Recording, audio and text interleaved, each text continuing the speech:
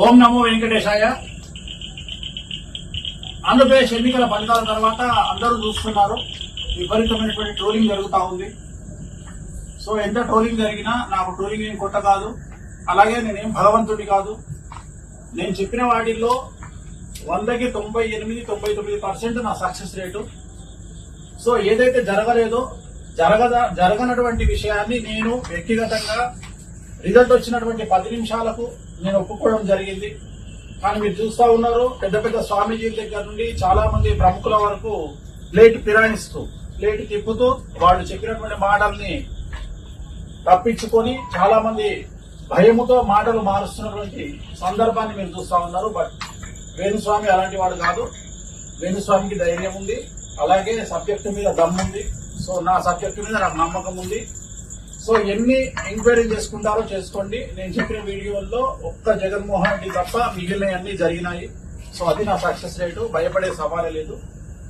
So చాలా మంది నా శ్రేయోభిలాషులు కానీ నా ఫాలోవర్స్ కానీ వేణుస్వామి ఏంటి పరిస్థితి, మరి ఇంత ట్రోలింగ్ లో ఎక్కడున్నాడు అని చెప్పి ఆలోచిస్తా ఉన్నారు. నేను హైదరాబాద్ లోనే ఉన్నాను. రెగ్యులర్ గా రిజల్ట్ వచ్చిన తెల్లారి నుండి నా పూజా కార్యక్రమాలలో నేను చాలా బిజీగా ఉన్నాను.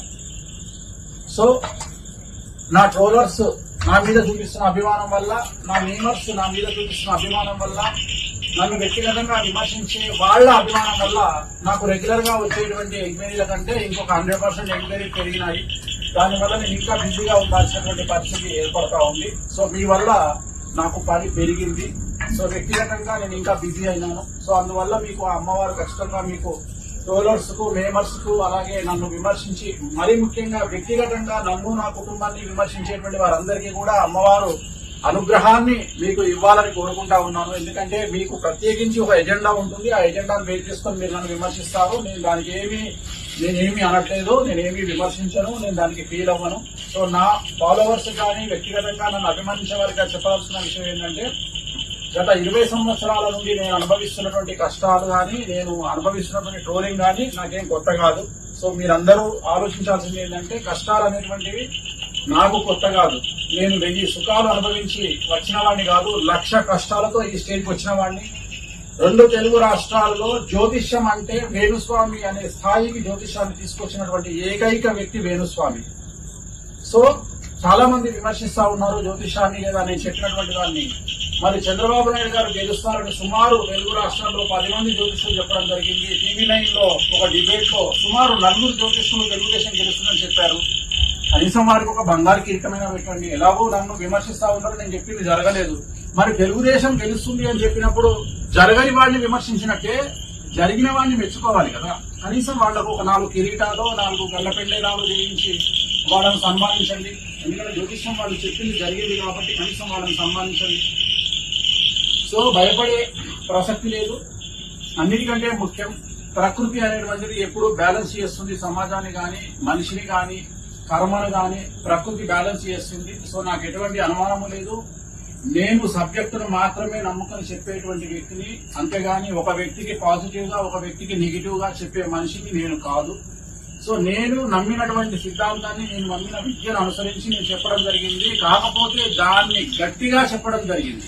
సో ఏదైనా గట్టిగానే చెప్తాను. నేను ఒక నెగిటివ్ అయినా గట్టిగా చెప్తాను, పాజిటివ్ అయినా గట్టిగా చెప్తాను. జరిగిందా జరగలేదా అనేది నా జాతకం మీద ఆధారపడి ఉంటుంది. ఇంతమంది జాతకాలు చెప్పే నాకు నా జాతకం తెలియదా? సో తెలుసు.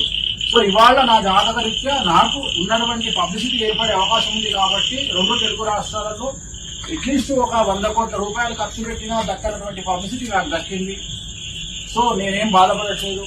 సో నేను నెక్స్ట్ డేనే నేను మీడియా ముందుకు వచ్చి నా తప్పును నేను ఒప్పుకున్నాను, నేను చెప్పింది జరగలేదని. కానీ చాలా మంది మీరు చూస్తా ఉన్నారు, పెద్ద పెద్ద స్వామీజీలు కూడా తమ యొక్క ప్లేట్ ఫిరాయిస్తున్నటువంటి పరిస్థితి. వేణుస్వామి అలాంటి వాడు కాదు. సో నా ఫాలోవర్స్ కు నేను చెప్పదలుచుకున్న పాయింట్ ఏంటంటే, నన్ను నమ్మేవాళ్ళు నమ్ముతారు, నమ్మని వాళ్ళు నమ్మరు. ఇదే స్టాండ్ లో ఉన్నా నేను ఫస్ట్ నుండి, ఇప్పుడు కూడా అదే ఉంటా. నన్ను నమ్మేవాళ్ళు నమ్ముతారు, నమ్మని వాళ్ళు నమ్మరు. సో నేను చెప్పిన వాటిల్లో 100కి 99% నా సక్సెస్ రేటు. ఫస్ట్ జరగండి జగన్మోహన్ రెడ్డి విషయం జరగలేదు కాబట్టి మీడియా ముందుకు వచ్చి నేను నా తప్పును అంగీకరించాను. So no problem. నా పనిలో నేను చాలా బిజీగా ఉన్నాను. ట్రోలర్స్ కు మరియు మేమర్స్ కు మరియు వ్యక్తిగతంగా నా మీద విమర్శలు చేసే వారికి అందరికీ కూడా అమ్మవారి కరుణా కటాక్షాలు ఉండాలని మనస్ఫూర్తిగా కోరుకుంటూ ఓం నమో వెంకటేశాయ.